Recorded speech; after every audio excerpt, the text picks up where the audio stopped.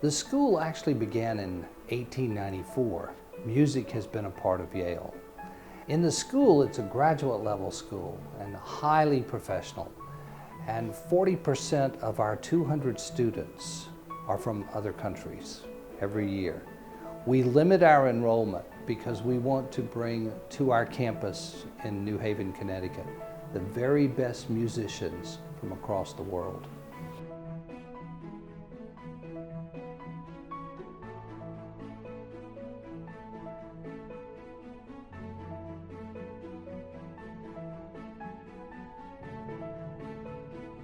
The number of Chinese students continues to rise because music has been very, very important part of Chinese culture in recent years. There are many Chinese students who are interested in Yale.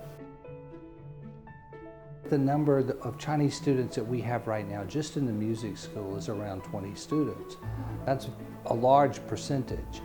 It continues to grow. When I first came to Yale, we had no Chinese students. So I'm very proud of that.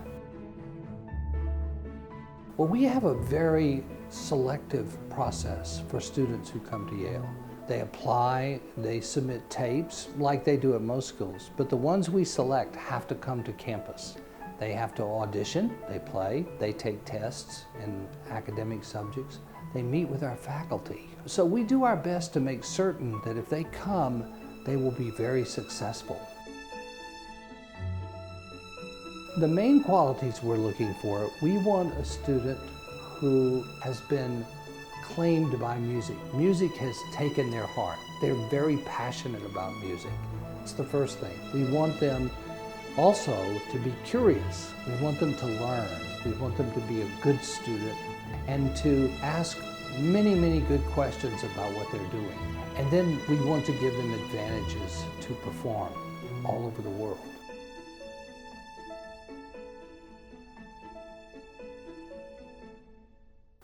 So we're looking for that kind of student.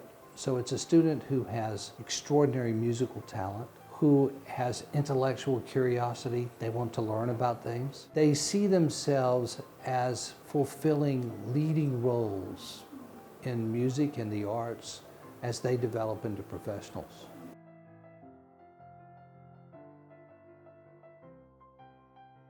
In the Western tradition of liberal arts study, there's 7 original liberal arts. This goes back to Socrates and Plato. And music was one. Even in our country, we lost sight of that. And people are trying to recapture that because of the cognitive ability, what it does for you, the discipline, the creative things, the ability to work together with other people. If you play in an orchestra, you're working with a lot of people to create something. The ability to work by yourself. All of those skills are skills that young children need, and if they get them through music and art, they carry them all the way through their life.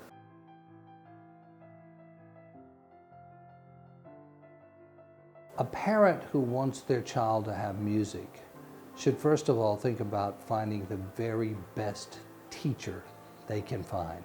My teacher, when I was 5 years old, taught me to love music. She did not teach me to be a great artist. She taught me to love music. That is an extraordinary gift. So finding a good teacher is one thing. The child has to have some interest because otherwise the parent's making the child do something.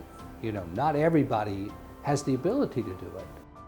Some children are more interested in sports. Some can do both. And then I think you have to look at the physical stature of somebody. If someone is trying to play the piano and they're 3 years old, their hand's going to be very small. There are only certain things they could do. So it's using practical sense to make that kind of decision.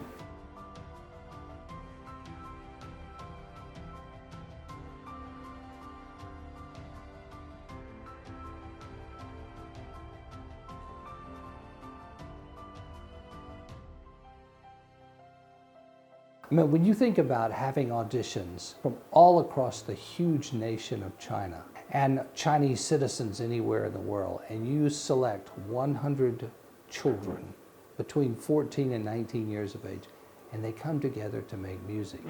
Right there, that's something very special. Then they play this music at major halls, Carnegie Hall, the Egg in Beijing. They share this music with the world, these young Chinese students and young artists.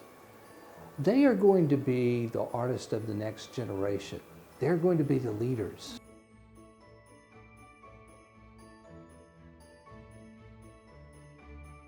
And I think that together with other youth orchestras in the UK, in the United States, Russia used to have one, when these students meet later on in school and they talk about this experience, they have this bond of giving hope to the world. And I think that what NYO China can do with NYO USA and UK and others is they build bridges. They come together. And music is on that bridge, but also a better understanding of who we are and what we do.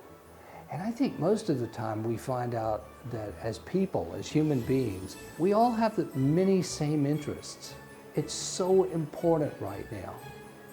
Music cannot solve economic problems. It cannot solve political problems. But what it can do is bring everybody to the room where you can have conversation, and then you can solve these things. And in this world where we live in, things that people have to do to have a job and to get ahead, creativity is very, very important. And so music can unlock the imagination in somebody's mind. And when it does that, it also opens their heart.